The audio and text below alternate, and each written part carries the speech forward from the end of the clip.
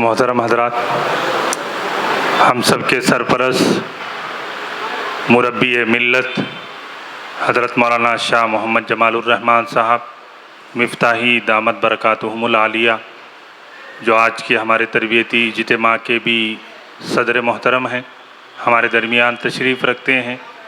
آپ کی تشریف آوری اور آپ کی یہاں موجودگی ہمارے لیے باعث اطمینان بھی ہے، اور ہمارے آج کے اس تربیتی اجتماع میں چونکہ عمرے کی طریقہ اور عمرے کے فرائض و واجبات اور دعائیں تقریباً آ چکی ہیں، اور دوسرا اہم موضوع ہے حج کے 5 دن، تو میں حضرت مولانا مفتی تجمل حسین صاحب، استاذ حدیث و فقہ و تفسیر دارالعلوم حیدرآباد اور امام و خطیب مسجد حسینی وجے نگر کالونی سے گزارش کرتا ہوں کہ وہ حج کے 5 دن کے موضوع پر ہمیں مخاطب فرمائیں۔ الحمدللہ رب العالمین والعاقبۃ للمتقین والصلاة والسلام علی اشرف الانبیاء والمرسلین محمد وعلى آلہ واصحابہ اجمعین۔ أما بعد فأعوذ بالله من الشيطان الرجيم، بسم الله الرحمن الرحيم۔ الحج أشهر معلومات، فمن فرض فيهن الحج فلا رفث ولا فسوق ولا جدال في الحج، وما تفعلوا من خير يعلمه الله، وتزودوا فإن خير الزاد التقوى، واتقون يا أولي الألباب۔ وقد قال النبي صلى الله عليه وسلم: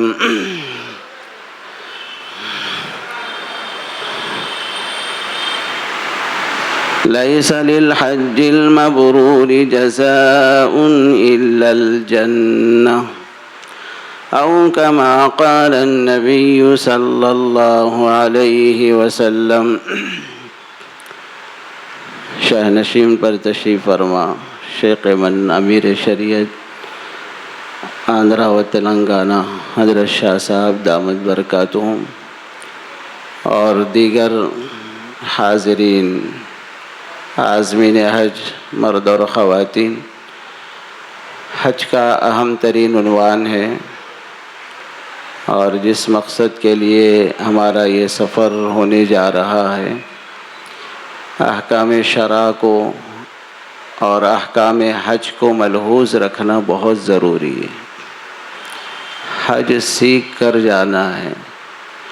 اللہ بڑے ہیں، ان کا حکم بڑا ہے، ان کی جیسی بڑائی ہے ویسے حکم کی ادائیگی کی فکر لے کر ہر ایک کو اس کا اہتمام کرنا ہے۔ حج کے سیکھنے کی اہمیت کا اندازہ اس بات سے لگایا جا سکتا ہے، سیدنا ابراہیم علیہ السلام کو جب حج کا حکم ہوا تو انہوں نے یہی کہا کہ مولا آپ بڑے ہیں، آپ کا حکم بڑا ہے، آپ کی کبریائی کے آداب میں کیسے بجا لاؤں، آپ مجھے سکھا دیجیے۔ ربنا ارینا مناسکنا وتب علینا انک انت التواب الرحیم۔ معلوم یہ ہوا کہ سیکھ کر جانا چاہیے۔ جو سیکھ کر جاتا ہے وہ صحیح طور پر فرائض حج کو، واجبات حج کو، سنن حج کو صحیح طور پر انجام دے گا۔ یاد رکھنا چاہیے احکام حج میں ایک ہوتا ہے فرض، اور ایک ہوتا ہے واجب، اور ایک ہے سنت۔ فرض کیا ہے، واجب کیا ہے، سنت کیا ہے، جس کی رعایت کرتے ہوئے ہم کو حج کرنے کی ضرورت ہے۔ فرض حج کا اللہ کا ایسا حکم ہے جس کی ادائیگی بہت ضروری ہے، اور اس کا کوئی بدل نہیں۔ حج اللہ کا ایسا حکم ہے اور فرض ایسا حکم ہے جس کی ادائیگی لازم ہے، اس کا کوئی بدل نہیں، ادا کرنا ہی ضروری ہے۔ واجب یہ بھی اللہ کا ایسا حکم ہے جس کا کرنا ضروری ہے، لیکن اگر چھوٹ جاتا ہے تو اس کا بدل موجود ہے، اس کا بدل موجود ہے، اس کو واجب کہتے ہیں۔ جیسے نماز میں واجبات میں 2 رکعت کے بعد بیٹھنا واجب ہے، اگر آپ غلطی سے بیٹھنے کے بجائے کھڑے ہو گئے تو پھر آخر میں آپ کو 2 سجدے سہو کرنا پڑے گا۔ ایسے ہی حج ہو یا عمرہ ہو، اس کے اندر اگر واجب چھوٹ جاتا ہے تو پھر آپ کو دم دینا پڑے گا۔ سنت حج کی قبولیت کے لیے یہ بھی ضروری ہے۔ اللہ کو وہی عمل پسند ہے جو سیدنا محمد الرسول اللہ صلی اللہ علیہ وسلم کے طریقے پر کیا جائے۔ حج کی قبولیت کے لیے اللہ کے نبی کی سنت کو ملحوظ رکھنا، ویسے ہی حج کرنا، ویسے ہی طواف کرنا، ویسے ہی قیام منا، وقوف مزدلفہ، وقوف عرفہ، ہر جگہ پیغمبر علیہ السلام کے طریقے کو سامنے رکھ کر کرنا۔ اب آئیے میں مختصر انداز میں احکام کو اجمالی طور پر بتاتا ہوں اور اس کو جو ہے تفصیلی طور پر بھی اختصار کے ساتھ ذکر کرنے کی کوشش کروں گا۔ آئیے، حج کے اندر فرض 3 ہیں، واجبات 6 ہیں۔ حج کے اندر جملہ 3 فرض ہیں، 6 واجبات۔ پہلا جو فرض ہے وہ ہے آپ حج کی نیت کریں گے۔ اے اللہ، میں حج کی نیت کرتا ہوں، اس کو آسان فرما، اس کو قبول فرما۔ لیکن یاد رہے، حج کی نیت جب یوں کر رہے ہیں آپ تو 2 باتیں اور ضروری ہیں۔ ایک، آپ احرام باندھے ہوئے ہوں۔ احرام کا باندھنا مردوں کے لیے ضروری ہے، بغیر احرام کے نہ حج ہوتا ہے نہ آپ کا عمرہ ہوتا ہے۔ دوسری چیز، اس کے ساتھ تلبیہ پڑھنا بھی ضروری۔ تو گویا نیت کے ساتھ 2 باتیں اور لازم ہوتی ہیں جو فرض کے درجے میں ہیں۔ تو حج کی نیت کرنا ہے، اس کے ساتھ احرام کا باندھنا ہے اور ساتھ میں تلبیہ پڑھنا ہے۔ یہ 3 چیزیں ملا کر آپ کا ایک فرض ادا ہو گئے۔ دوسرا جو فرض ہے، وقوف عرفہ، میدان عرفہ میں 9 ذی الحج کو زوال شمس، سورج ڈھلنے کے بعد، یعنی 12:30 پونے 1 کے بعد کا جو وقت شروع ہوتا ہے، اس وقت سے لے کر میدان عرفات میں، حدود عرفہ میں کچھ دیر کے لیے ٹھہرنا فرض ہے اور سورج کے ڈوبنے تک ٹھہرنا واجب ہے۔ تیسرا جو فرض ہے وہ ہے طواف زیارت، جس کو حج کا طواف کہتے ہیں۔ یہ 3 فرض ہو گئے اور 6 واجبات ہیں۔ پہلا واجب ہے مزدلفہ میں ٹھہرنا، جس کو وقوف مزدلفہ کہتے ہیں۔ یہ کب ٹھہرنا ہے؟ آپ عرفات سے سورج کے ڈوبنے کے بعد آپ روانہ ہوں گے مزدلفہ کی طرف، جہاں مغرب اور عشاء 2 نمازیں پڑھی جاتی ہیں، اور وہاں پر آپ کو صبح صادق ہوگی، فجر کی اذان ہونے کے ساتھ یا فجر کا وقت ہونے کے ساتھ اول وقت میں فجر پڑھ کر سورج کے نکلنے تک دعاؤں میں رہنا، یہ ہے آپ کا وقوف مزدلفہ۔ یہ واجب ہے، وقوف مزدلفہ واجب ہے۔ دوسرے، آپ شیاطین کو کنکری مارنا بھی واجب ہے۔ تیسرا واجب، شیطان کو کنکری مارنے کے بعد آپ کی قربانی کرنا واجب ہے۔ جو لوگ حج قران اور حج تمتع کرتے ہیں ان کے لیے قربانی واجب ہے۔ وہاں ایک ہی سفر میں 2 عبادتیں ملاتے ہیں کہ پہلے عمرہ کر لیتے ہیں پھر اس کے بعد آپ حج کر لیتے ہیں تو ایک ہی سفر میں 2 عبادتیں نصیب ہیں. شکرانے کے طور پر آپ کو قربانی کرنا پڑے گا، جس کو دم شکر کہتے ہیں. اس کے بعد آپ کو بال مڈانا واجب ہے. چوتھا جو واجب ہے بال مڈانا یا بال کتروانا، قصر کرانا، یہ بھی واجب ہے. اس کے بعد 5واں واجب ہے حج کے طواف زیارت کے بعد صفا مروہ کی سعی کرنا. حج کا جو طواف ہے وہ تو فرض ہے، اس کے ساتھ جو آپ صفا مروہ کی سعی کریں گے یہ واجب.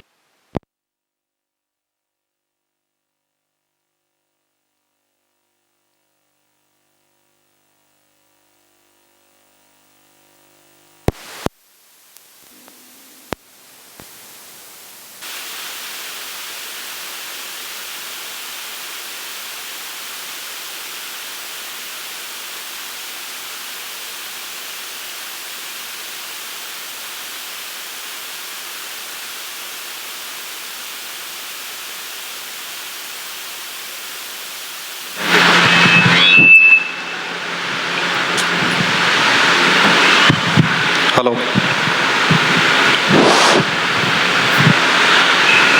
اس کے بعد آپ کے ذمہ چھٹا واجب رہتا ہے جس کو طواف وداع، رخصتی کا طواف کہتے ہیں. یہ بھی واجب ہے. تو یہ جملہ جو ہے 6 واجبات 3 فرض، 3 فرض اور 6 واجب کے ادا کرنے کا نام حج ہے. تو پہلا جو فرض ہے آپ نیت حج کی کریں گے اور ساتھ میں احرام اور تلبیہ، یہ دونوں ضروری. دوسرا جو فرض ہے وہ ہے وقوف عرفات. تیسرا جو فرض ہے طواف زیارت. 6 واجبات ہیں. پہلا واجب مزدلفہ میں ٹھہرنا، دوسرا واجب شیاطین کو کنکری مارنا، تیسرا واجب قربانی کرنا، چوتھا واجب حلق کرنا، 5واں واجب صفا مروہ کی سعی طواف زیارت کے بعد کرنا، اور 6واں جو واجب ہے طواف وداع، رخصتی کا طواف. یہ جملہ 9 کام ہیں. ان 9 کاموں کو کرنے ہیں حج کے 5 دن میں: 8 ذی الحج، 9 ذی الحج، 10، 11 اور 12. حج کے 5 دن ہوتے ہیں عام طور پر، لیکن اگر کوئی 12 تاریخ کو تینوں شیطانوں کو کنکری مارنے کے بعد وہیں مینا میں رہ گیا یہاں تک کہ فجر کی اذان کا وقت ہو گیا، تو پھر 13ویں دن تینوں شیطانوں کو کنکری مار کر نکلنا ہوگا. ایسے لوگوں کے لیے 13ویں دن بھی اعمال حج رہیں گے، ورنہ عموماً 12 تاریخ تک ہی حج کا جو ہے دن آخری سمجھا جاتا ہے عموماً.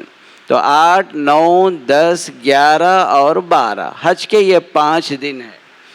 اب آئیے، آپ جب نکل رہے ہوں حج کے لیے تو آپ کو احرام اپنے بلڈنگ سے ہی باندھنا ہے. آپ کو مسجد حرام جانے کی یا مسجد عائشہ جانے کی ضرورت نہیں ہے. جہاں بھی آپ ہیں بلڈنگ ہی میں احرام باندھیں گے. احرام سے پہلے جو ہے غسل کر لیں، اور ناخن وغیرہ بال وغیرہ کاٹنا ہو تو یہ کاٹ لیں آپ. چونکہ آپ لوگ کم مدت کے لیے جا رہے ہیں، معلوم ہوا آپ لوگ مسافر ہیں، مسافر پر قربانی بھی نہیں ہے. جب مسافر کے ذمے جو ہے یہاں پر آپ کو گھر سالانہ جو قربانی یہاں کرتے ہیں وہ ذمے میں نہیں ہے، لہذا آپ بال وغیرہ کاٹ سکتے ہیں. اگر آپ بہتر یہ ہے کہ پہلے ہی بالوں ناخن کی صفائی کر کے ان لوگوں کی طرح آپ رہ جائیں جو قربانی یہاں سالانہ ادا کرتے ہیں، تو یہ زیادہ بہتر ہے. آپ جب احرام باندھ کر اس کے ساتھ 2 رکعت نماز پڑھیں گے جس کو تحیۃ الاحرام کہا جاتا ہے. وضو کے کر کے ساتھ آپ 2 رکعت نماز پڑھیں گے تو تحیۃ الوضو ہے. مسجد کے لیے جب آپ پہنچ کر 2 رکعت نماز پڑھیں گے تو وہ تحیۃ المسجد ہے. احرام کے تحت میں آپ 2 رکعت نماز پڑھیں گے وہ تحیۃ الاحرام ہے. تو آپ نماز پڑھ کر آپ جو ہے دعا کر لیں.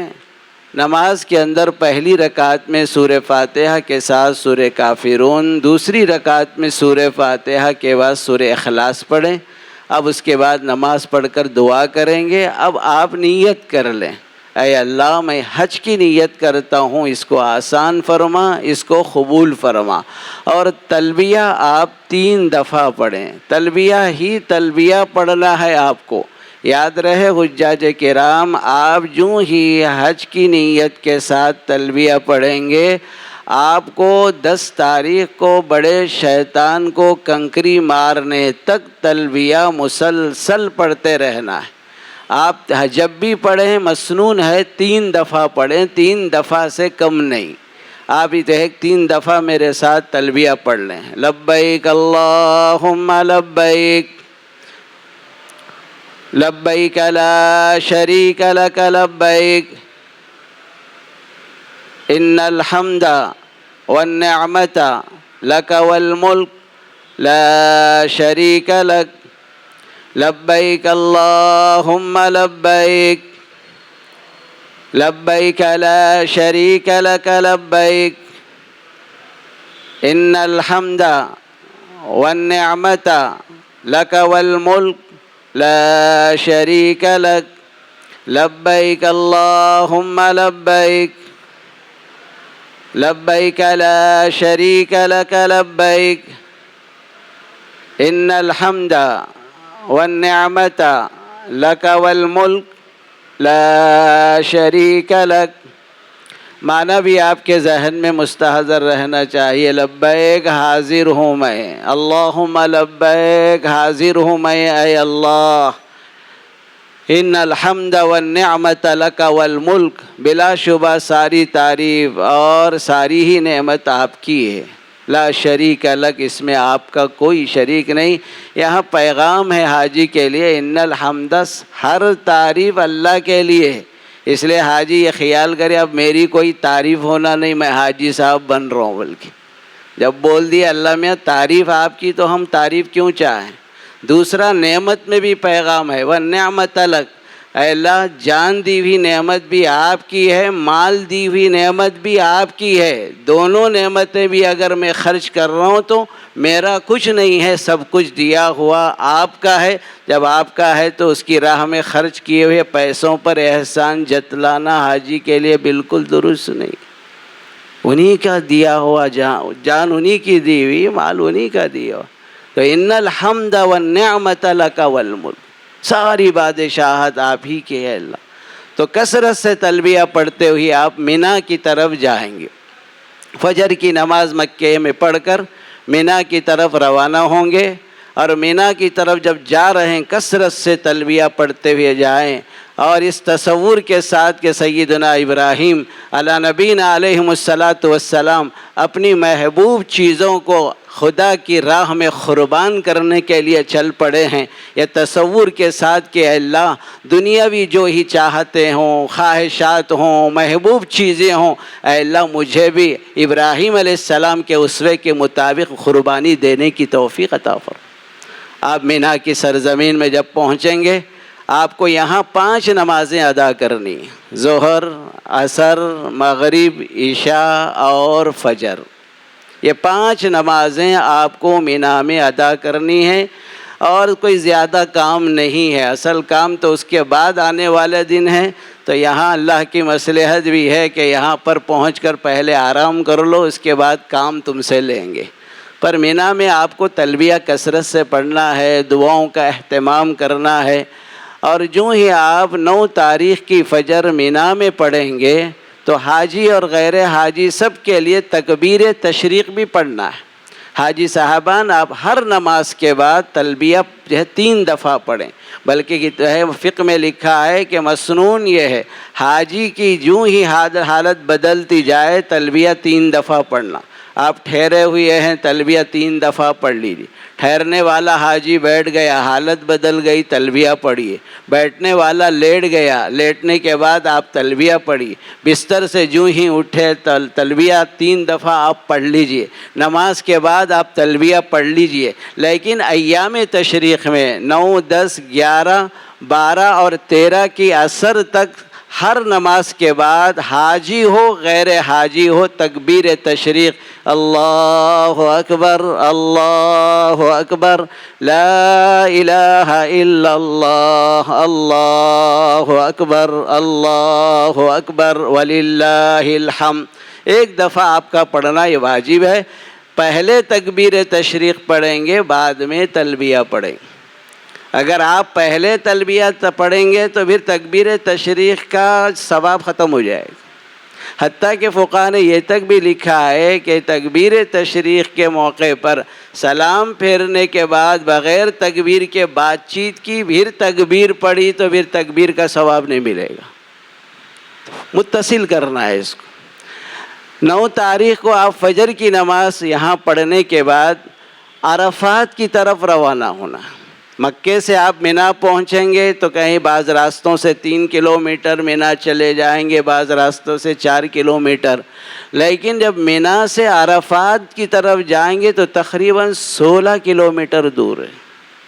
تو آپ پورے ضروریات سے فارغ ہو کر، مکمل ضروریات سے فارغ ہو کر آپ بیٹھیں۔ خدا کے لیے یہ 5 دن جو حج کے اہم ہے، کھانے پینے پر تھوڑا آپ کنٹرول کریں گے۔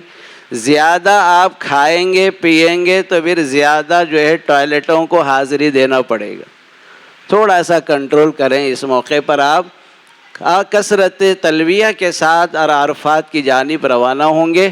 ذرا یاد رکھنا، مینا میں جب آپ پہنچیں گے اپنے جو ہے پول نمبر کو یاد رکھیں، پول نمبر یاد رکھیں، اسٹریٹ نمبر یاد رکھیں، سڑک نمبر یاد رکھیں، کیونکہ آپ کو دوبارہ پھر مینا آنا ہے۔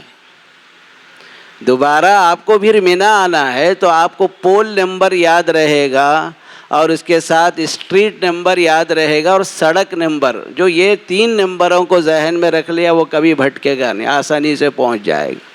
اور آپ کے ساتھ نشان کے طور پر جو کارڈ وغیرہ دیے جاتے ہیں گلے میں ڈالے، اس کو ڈالے رکھیے، کبھی کوئی راستہ بھٹک بھی جائے تو پھر آسانی سے آپ کو منزل تک پہنچنے میں مدد ملے گی۔ اب جو ہی آپ عرفات پہنچیں گے تو وہاں آپ کو جلد آپ پہنچیں، جیسے بھی پہنچیں گے آپ تو وہاں آپ پہلے آرام کر لیں گے کھا پی کر۔ آپ کا اصل جو وقت ہے سورج کے ڈھلنے کے بعد شروع ہوتا ہے، زوال شمس کے بعد۔ زوال شمس کے بعد یہ قیمتی وقت ہے، جیسا کہ مولانا نے بھی ذکر کیا تھا عبید الرحمن صاحب اتر کہ یہ قیمتی وقت ہے، دعاؤں کی قبولیت کا وقت ہے۔ یہی وہ میدان ہے جہاں رسول اللہ صلی اللہ علیہ وسلم نے کثرت سے دعاؤں کا اہتمام کیا ہے۔ آپ ظہر اور عصر دونوں نمازیں یہاں پر پڑھی جائیں گی۔ اب فقہاء نے اس مسئلہ ذکر کیا ہے، اگر آپ مسجد نمرہ میں پڑھ رہے ہیں تو امام حج کے امیر حج کے ساتھ آپ وہاں پر دونوں نمازیں ایک ساتھ ملائیں۔ اگر خیمے میں پڑھ رہے ہیں تو ظہر کی نماز ظہر کے وقت میں، عصر کی نماز عصر کے وقت میں جو ہے پڑھیں۔ صاحبین کا قول یہ بھی ہے کہ اگر دونوں نمازیں خیمے میں ملا دیے جائیں تو اس کی بھی گنجائش ہے۔ بہرحال جیسا آپ کو موقع ہو میسر آپ اسی طرح عمل کریں۔ آپ یہاں عرفات کے اندر آپ جب دعاؤں میں لگنے سے پہلے 4 تسبیحات کی پابندی کریں۔ پہلی تسبیح آپ استغفار پڑھیں 100 دفعہ۔ دوسری تسبیح آپ پڑھیں گے درود اللہم صلی علی محمد وعلی آل محمد کما صلیت علی ابراہیم وعلی آل ابراہیم انک حمید مجید۔ تیسری جو تسبیح پڑھیں گے آپ قل هو اللہ احد کی 100 مرتبہ سورہ اخلاص پڑھیے۔ اس کے بعد جو ہے چوتھی تسبیح چہارم کلمہ لا الہ الا اللہ وحدہ لا شریک لہ لہ الملک ولہ الحمد یحیی ویمیت وہو علی کل شیء قدیر 100 مرتبہ پڑھیے۔ اور یاد رکھنا سارے انبیاء کی تسبیح چہارم کلمات، اور کثرت سے صحابہ بھی اور حضور صلی اللہ علیہ وسلم چہارم کلمہ جو ہے پڑھا کرتے تھے۔ اس لیے آپ چوتھا کلمہ 100 دفعہ پڑھنے کے بعد دعاؤں میں لگ جائیے۔ آپ دعاؤں میں لگ جائیے۔ دعا آپ ٹھہر کر کریں کچھ دیر، جتنا بھی آپ ٹھہر سکیں، کیونکہ وقوف کے معنی عربی میں ٹھہرنے کے آتے، وقوف عرفہ۔ آپ اول سے آخر بیٹھ کر جو ہے دعا کریں گے یہ تو جلوس عرفہ ہو جاتا۔ پھر وقوف عرفہ کے لیے آپ کو ٹھہرنا پڑے گا، خواہ کچھ دیر ہی کیوں نہ ہو، خوب مانگیے، اور جس قدر آپ مانگ سکتے ہیں اس کے لیے آپ مناجات مقبول ساتھ رکھیے۔ وہ ساری دعائیں اس میں موجود ہیں جو رسول اللہ صلی اللہ علیہ وسلم نے اللہ سے مانگی ہیں، وہ دعائیں پڑھیے آپ۔ اور آپ مانگتے مانگتے تھک گئے اور آپ کے پاس مانگنے کے لیے کچھ بھی نہیں ہے، تب بھی جو ہے یہ ہاتھوں کا کشکول بارگاہ عزی میں اٹھا کر رکھیے اور کہیے مولا میں ایسے تیرے در کا ایسا فقیر ہوں جس کو مانگنے بھی نہیں آتا، میرا حال تو اس معصوم بچے کی طرح ہے، جب بچہ روتا ہے تو ماں سمجھتی ہے میرا بچہ بھوکا ہو گیا، بچہ روتا ہے ماں سمجھتی ہے میرے بچے کو کوئی چیز کاٹ رہی ہے، بچہ روتا ہے تو سمجھتی ہے ماں اس کو کوئی چونٹی کاٹ گئی۔ اے پروردگار موت تک میری کیا حاجت ہے، ہر حاجت کو اپنے کرم اور فضل سے پوری فرما، مجھے کسی کا محتاج نہ بنا۔ خوب مانگیے رو رو کر، جیسے بھی مانگ سکتے ہیں آپ۔ اب یہاں پر یوں ہی سورج ڈوب جائے آپ کو عرفہ سے مزدلفہ کی طرف نکلنا ہے۔ حجاج کرام یاد رکھیں، مینا میں آپ حجاج کرام 2 وقتوں میں آتے ہیں، ایک تو 7 تاریخ کی رات کو آتے ہیں، لاکھوں حاجی 8 تاریخ کی فجر کی بعد نکلتے ہیں۔ ایسے ہی عرفات کی طرف کا بھی حال ہے کہ جب مینا سے نکلتے ہیں تو بعض حاجی رات 8 تاریخ کو نکلتے ہیں، بعض 9 کی صبح نکلتے ہیں، لیکن جب عرفات سے مزدلفہ جو تقریباً 6 کلومیٹر کا فاصلہ ہے، لاکھوں حجاج کرام ایک ہی وقت میں نکلتے ہیں۔ یہ وقت بڑا امتحان کا ہوتا ہے حجاج کرام کے لیے، پوری ضروریات سے فارغ ہو کر آپ بیٹھیں اور اس کے بعد کثرت تلبیہ پڑھتے ہوئے مزدلفہ روانہ ہوں۔ اب تک ایسا ہوتا تھا کہ سورج ڈوبتے ہی مغرب پڑھتے تھے، آپ کو مغرب کی نماز نہیں پڑھنا ہے، سیدھے آپ کو پہنچنا ہے مزدلفہ۔ مزدلفہ اگر جلد بھی پہنچ جائیں، ابھی مغرب کی نماز کا وقت ہو تب بھی مغرب نہیں پڑھنا ہے۔ مغرب کا وقت گزر جانے کے بعد پھر آپ اذان کہیں گے، پھر اس کے بعد جو ہے اقامت ہوگی، پھر مغرب کی نماز پڑھیں گے، پھر اس کے بعد اقامت ہوگی، عشاء کی نماز پڑھیں گے، پھر بعد میں مغرب کی سنتیں پڑھیں گے، پھر بعد میں عشاء کی سنتیں پڑھیں گے، پھر اس کے بعد وتر کی نماز پڑھ لیں گے، پھر دعاؤں میں لگ جائیں۔ اگر تھکے ہوئے ہیں تو کچھ دیر آپ لیٹیں، لیٹتے لیٹتے ذکر کرتے ہوئے لیٹیں، 4 کلمہ کثرت سے پڑھیں، کیونکہ مزدلفہ کے سلسلے میں حدیثوں میں ہے کہ حجاج کرام کے لیے مزدلفہ کی رات شب قدر سے زیادہ افضل ہے۔ رمضان میں روزے دار کی شب قدر متعین نہیں ہے، لیکن حاجیوں کی شب قدر متعین، تو کثرت سے آپ دعاؤں کا اہتمام کریں اور تہجد کے لیے اٹھیں، اور اول وقت میں آپ فجر کی نماز پڑھ کر، یہ وقت ہے وقوف مزدلفہ کا جو واجب ہے، تھوڑی دیر آپ ٹھہر کر کیوں نہ ہو، جس قدر بھی ٹھہر کر آپ دعا کریں، اور سورج کے نکلنے تک آپ کو مزدلفہ کے میدان میں رہنا ہے۔ بعض حجاج بہت جلد کر کے میدان چھوڑ کر جاتے ہیں، دیکھا دیکھیے آپ نکلنے کی فکر میں مت رہیے۔ آپ کو ماشاءاللہ یہ جو ہے جس گروپ کا آپ نے انتخاب کیا، قدم بقدم آپ کی بہترین رہنمائی ہوتی ہے، سہولت بھی آسانی بھی آپ کے ساتھ مہیا کی جاتی ہے۔ اللہ تعالیٰ ان کی خدمات کو بھی قبول فرمائے۔ تو الغرض آپ یہاں پر مزدلفہ میں جب آپ نکل کر مینا کی طرف آئیں گے، مینا کی طرف آپ پہنچیں گے، اب یہاں پر آپ آرام کر لیجئے، 10 تاریخ ہے، اہم دن ہے، آپ کو سب سے بڑے شیطان کو کنکری مارنا بھی ہے، قربانی بھی کرنا ہے، حلق بھی کرنا ہے، طواف زیارت کا موقع بھی اگر ہے تو کر لینا ہے۔ 4 کام آپ کو 10 تاریخ کے دن کرنے ہیں۔ البتہ طواف زیارت کے لیے پہلے دن مناسب نہیں ہے، ہجوم زیادہ ہوتا ہے، لاکھوں حجاج موجود ہوتے ہیں، اور آخری دن بھی نہ کیجیے، آخری دن کی وجہ سے مجمع زیادہ بڑا ہوا ہوتا ہے، بیچ میں 11 تاریخ کو کیجیے، کیونکہ 3 دن تک موقع ہوتا ہے طواف زیارت کا، 10 ذی الحجہ، 11 ذی الحجہ، 12 ذی الحجہ کے سورج کے ڈوبنے سے پہلے تک۔ جو خواتین ناپاکی کی حالت میں ہوں ان کو گھبرانے کی کوئی ضرورت نہیں ہے، وہ سارے اعمال کریں گے، جی نیت جب کر لی ہے حج کی، وہ برابر منا میں بھی ٹھہریں گے، بس صرف یہ ہے قرآن ہاتھ میں لے کر تلاوت نہیں کریں گی، نماز نہیں پڑھیں گی، ذکر و اذکار ہی میں لگی رہیں گی۔ یہی کام عرفات میں بھی دعائیں مانگے وہ ذکر کریں گے، دعا بھی مانگ سکتی ہیں خواتین۔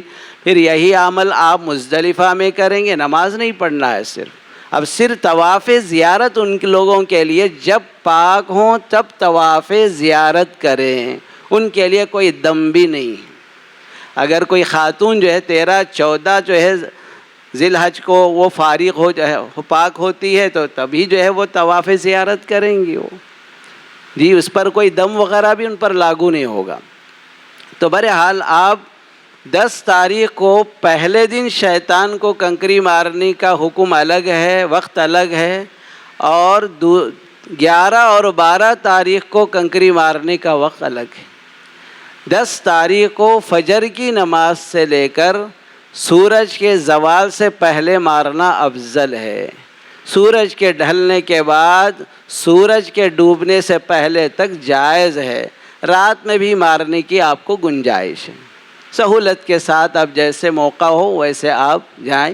سب سے پہلے چھوٹے شیطان آئے گا اس کو چھوڑ دینا ہوگا، پھر منجلا شیطان آئے گا اس کو بھی چھوڑ دینا ہوگا، پھر اس کے بعد بڑا شیطان آئے گا، جہاں پر جو ہے لکھا ہوگا اردو میں بھی بڑا شیطان اور فارسی میں بھی لکھا ہوگا شیطان بزرگ۔ ایک صاحب پوچھنے لگے مول صاحب شیطان بزرگ لکھا ہوا ہے، بولے بزرگ کے معنی فارسی میں بڑے کیا آتے ہیں، وہ اگر بزرگ ہوتا تو مسئلہ ہی کیا تھا دنیا کا۔ تو بہرحال وہاں آپ کو رک کر بڑے شیطان کو 7 کنکری مارنا ہے، اور یاد رہے یہ کنکریاں آپ کو مزدلفہ کے میدان میں چن لینا ہے، 70 کنکریاں آپ چن لیں گے احتیاطاً۔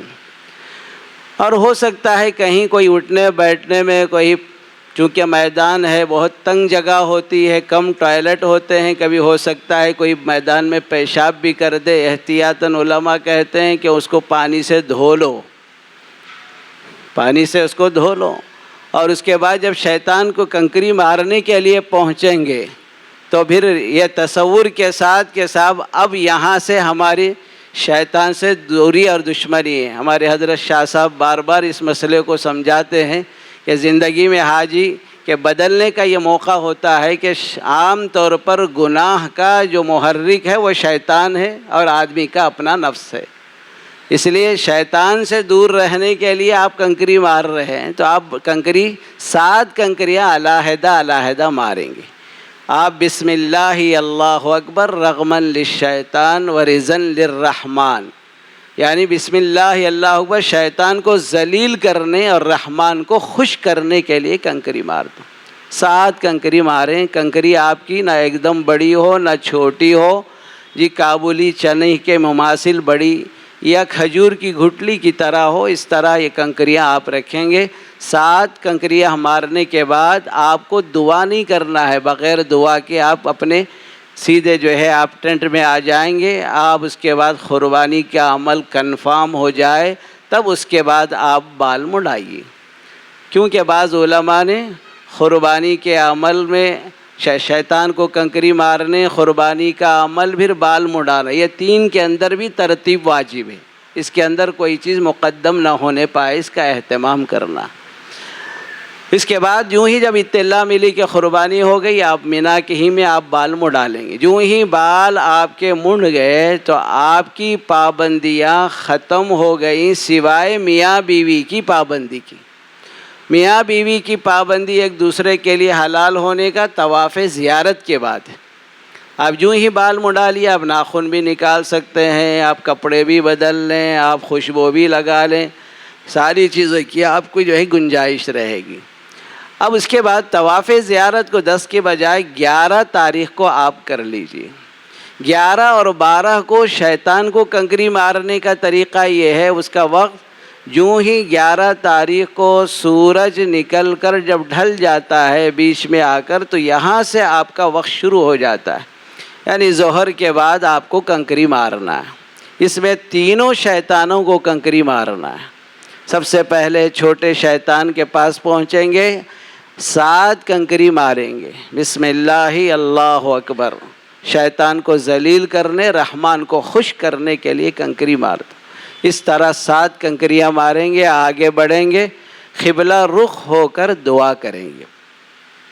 پھر اس کے بعد منزل شیطان کے پاس پہنچیں گے، وہاں بھی اس طرح 7 کنکری ایک بعد دیگر ماریں گے، اور اس کے بعد 7 کنکریاں مارنے کے بعد آگے بڑھ کر پھر قبلہ رخ ہو کر دعا کریں گے۔ بڑے شیطان کے پاس پہنچے، پھر وہاں 7 کنکری ماریں گے، بغیر دعا کیے کہ وہاں سے نکل جائیں گے۔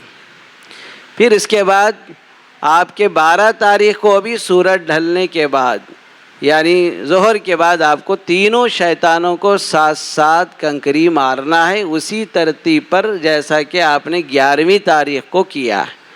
اب اس کے بعد کا جو عمل ہے آپ کا طواف زیارت۔ طواف زیارت کے لیے جب آپ آئیں گے تو آپ سلے ہوئے کپڑے پہنے رہیں گے۔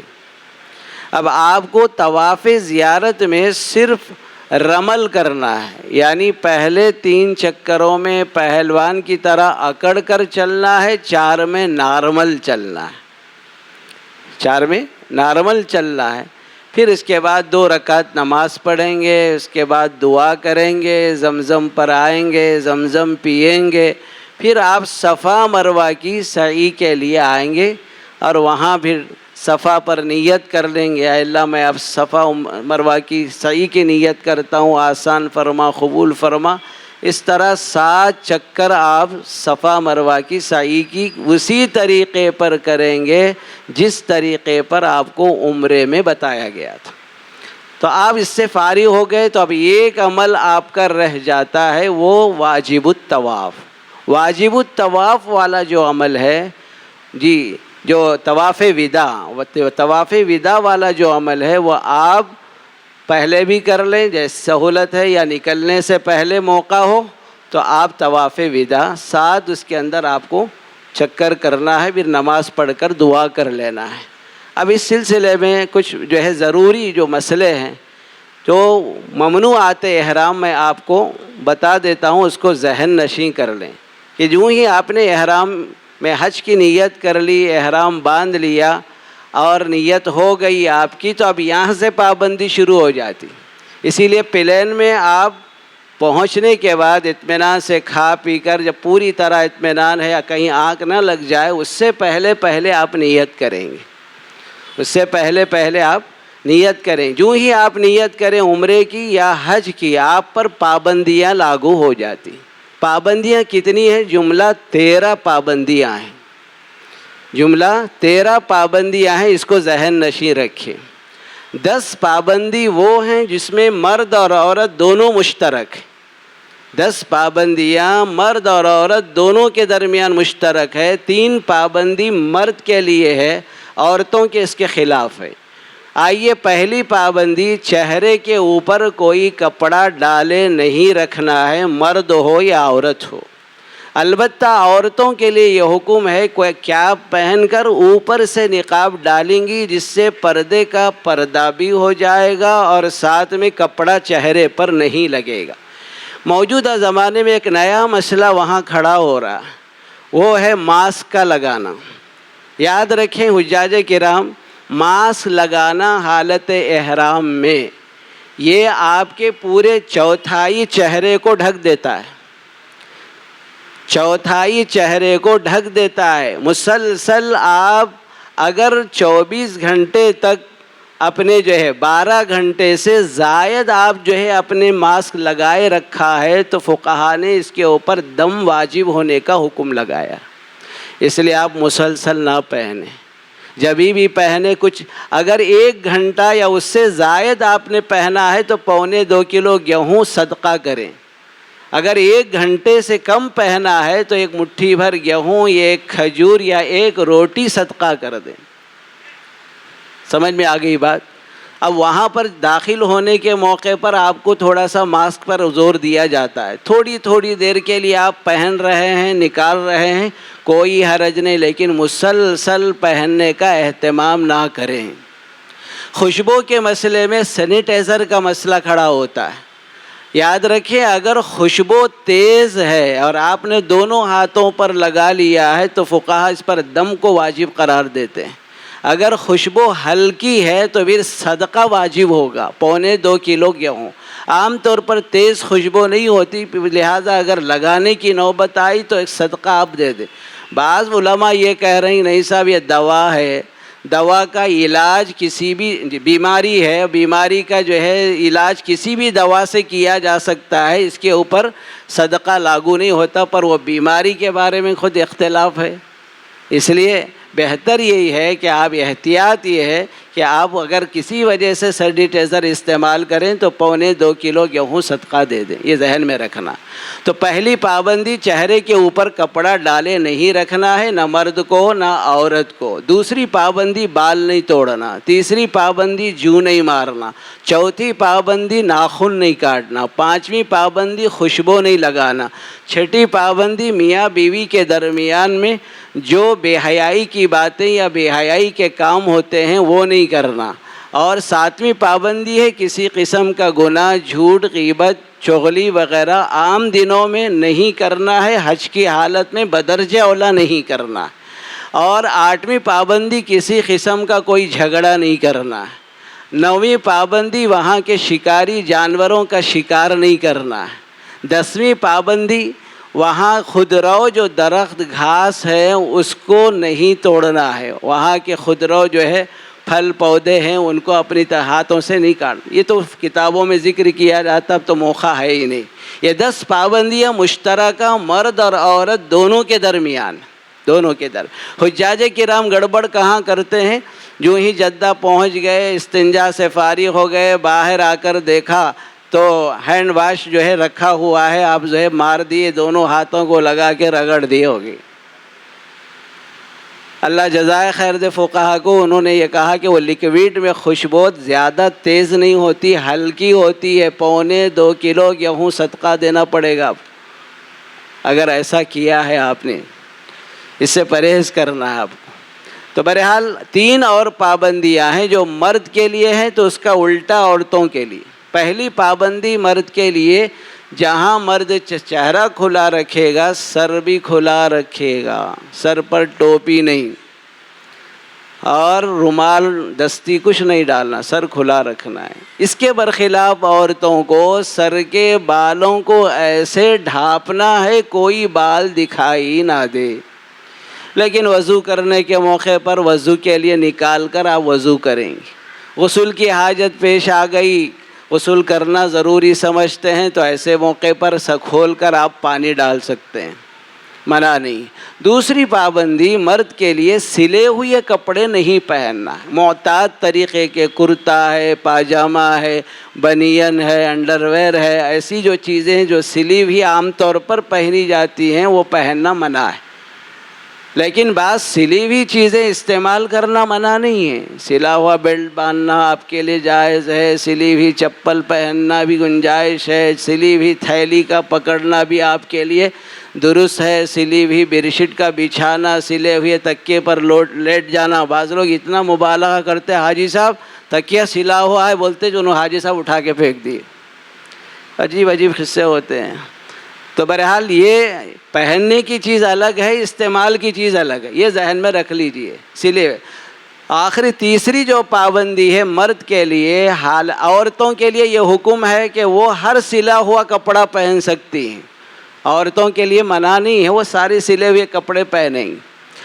عورتوں کے لیے اپنے ہاتھوں میں دستانے پہننا مکروہ ہے۔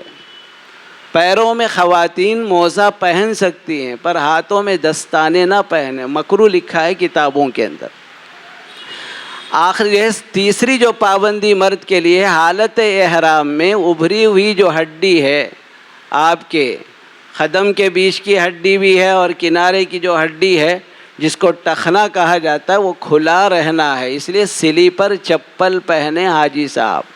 خواتین کے لیے کوئی پابندی نہیں ہے، وہ جوتا ساکھ سب کچھ پہن سکتی ہیں۔ یہ جملہ 13 پابندیاں ہیں جس کا لحاظ رکھنا بہت ضروری ہے۔ ایک مسئلہ ہے اس کے اندر، یہ بھی ذہن میں رہے، کبھی وضو کرنے میں کچھ بال نکل جاتے ہیں، کبھی بے اختیاری نکلتے ہیں، فقہا نے اس کا بھی مسئلہ لکھا ہے۔ اگر 1 بال 2 بال 3 بال تک ایک ساتھ نکل جائیں تو ایک جو ہے کھجور 3 نکل گئے تو 3 کھجور، 3 جو ہے مٹھی بھر گیہوں یا 3 روٹی یا اس کے بقدر پیسے آپ راہ خدا میں صدقہ کر دیں۔ اگر ایسا کھینچے آپ سر کے بال یا داڑھی کے بال 4 بال ہاتھ کو آ گئے تو 1.25 کلو گیہوں صدقہ واجب ہو جائے۔ فقہ میں یہ بھی لکھا ہوا ہے اگر ایسا سر سے یا داڑھی سے بال کھینچے 10 بال ہاتھ کو آ گئے تو پھر دم دینا واجب ہو جائے۔ یہ سارے مسائل ہیں جس کو ذہن نشین رکھ کر اللہ تعالیٰ سے دعا ہے پروردگار عالم ہر ایک کے عمرے کو، حج کو، زیارت مدینہ کو اپنے کرم اور فضل سے قبول فرمائے۔ السلام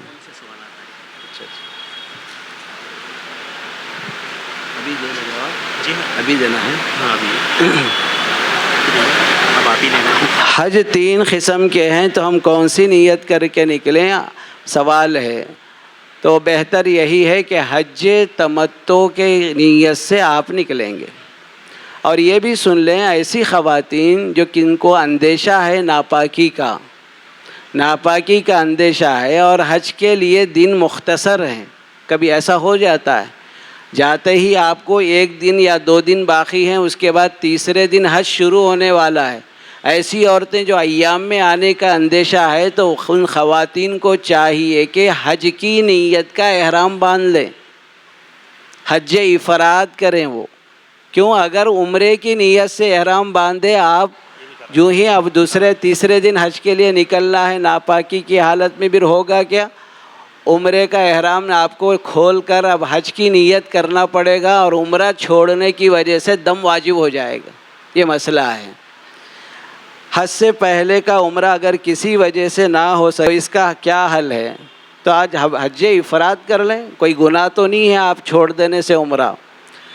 واش روم جانے کے بعد یا پانی نہاتے وقت صابن کا استعمال کر سکتے ہیں یا نہیں؟ خوشبودار کوئی بھی چیز استعمال نہیں کر سکتے، حتیٰ کہ آپ کو حالت احرام میں لونگ ہے، دار چینی ہے، ایسے کچی جو چیزیں ہیں اس کا استعمال بھی منع ہے، اس میں خوشبو آتی۔ البتہ بریانی کھاتے ہوئے بیچ میں آ گیا تو اس پر آپ پر صدقہ واجب نہیں ہوگا کیونکہ پکنے کے بعد اس کی خوشبو ختم ہو جاتی ہے۔ 3 دن جو احرام کی حالت میں رہتے ہیں تو کپڑے تبدیل کر سکتے یا نہیں؟ تو احرام کی حالت میں تبدیل کرنا خواتین کے لیے تو سلے ہوئے کپڑے پہننے کا، اگر آپ تبدیل کرنا چاہیں پسینے میں شراب ہو رہے ہیں تو آپ کپڑے بدل لیں، حتیٰ کہ نہانے کی بھی گنجائش ہے۔ تو آپ جو ہے آپ اوپر سے پانی ڈالیں، رگڑ کر صابن وغیرہ لگا کر نہیں نہانا ہے، صرف پانی اوپر سے ڈالنا ہے تاکہ آپ فریش ہو جائیں، اس کی گنجائش۔ جمال الوجود بذكر الإله وتصفو الحياة بنور هداه جمال الوجود بذكر الإله